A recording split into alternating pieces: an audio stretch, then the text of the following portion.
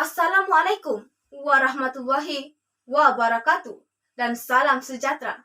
Terima kasih kepada Tuan Pengerusi Majlis, barisan panel hakim yang arif lagi bijaksana, guru-guru serta rakan-rakan yang saya kasihi sekalian. Tampilnya saya di sini adalah untuk menyampaikan pidato saya yang bertajuk Bahasa Melayu Tonggak Perpaduan. Warga penonton yang dihormati, bicara saya yang pertama, bahasa Melayu merupakan asas pembinaan negara dan kebudayaan masyarakat. Perkara 152 Perlembagaan Persekutuan telah memainkan peranan penting dalam menjadikan bahasa Melayu sebagai asas pembinaan negara dan mengiktiraf bahasa Melayu sebagai bahasa rasmi negara. Hal ini menjadi satu kepentingan bahwa negara ini mempunyai masyarakat yang berbilang kaum dan memerlukan satu bahasa sebagai panduan. Bahasa melambangkan identiti negara dan ketamadunan sesebuah masyarakat. Bahasa Melayu memberi negara dan rakyat Malaysia pengiktirafan bahwa kita adalah negara yang unik, bertamadun, dan maju. Bahasa juga adalah lambang jati diri.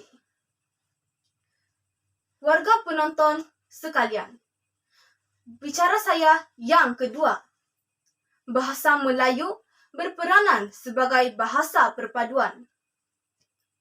Perpaduan sangatlah penting dalam masyarakat yang berbilang bangsa. Tanpa perpaduan, negara akan kucar-kacir dan musnahlah negara berdaulat. Di Malaysia, terdapat 3 kaum utama, yaitu Melayu, Cina, dan India. Kaum Melayu merupakan penduduk asal di Malaysia dan mempunyai penduduk yang melebihi 50% daripada keseluruhan penduduk.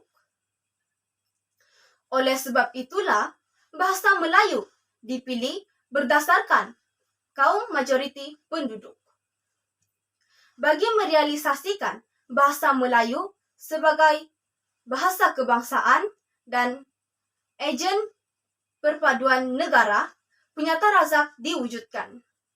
Menurut penyata itu, bahasa dan pendidikan dapat digunakan sebagai alat untuk meningkatkan persefahaman perpaduan kebangsaan antara penduduk yang berbilang kaum. Warga penonton yang dikasihi sekalian, bahasa Melayu juga merupakan pemacu kepada kemajuan bangsa. Sesungguhnya, untuk mewujudkan perpaduan dalam sebuah bangsa itu bukanlah mudah. Suka saya tegaskan di sini, walaupun kita mempelajari bahasa asing sebagai bahasa global, namun kita tidak seharusnya membiarkan jiwa dan pemikiran kita dikuasai oleh bahasa asing. Sebagai contoh, coba kita teladani kejayaan pembangunan negara Jepun, Eropah, dan Amerika Syarikat. Mereka terbukti telah memodernkan negara sekaligus membina rakyat yang begitu padu dan mendaulatkan bahasa kebangsaan negara bangsa masing-masing. Warga penonton sekalian, ingin saya simpulkan di sini bahwa bahasa Melayu bukan semata-mata untuk orang Melayu, tetapi untuk semua rakyat Malaysia. Bahasa Melayu juga mencerminkan identiti dan citra penuturnya. Dan daripada bahasa jugalah lahir budi bahasa, ilmuwan, keharmonian, dan kecemerlangan suatu bangsa. Oleh itu, untuk menjadi bangsa yang dihormati dan disegani, bahasa perlu dijulang tinggi. Yakinlah bahwa bahasa Melayu itu adalah tonggak perpaduan. Yang kurik itu kundi, yang merah itu saga, yang baik itu budi, yang indah itu bahasa. Sekian, wabillahi taufik wal hidayah. Assalamualaikum warahmatullahi wabarakatuh.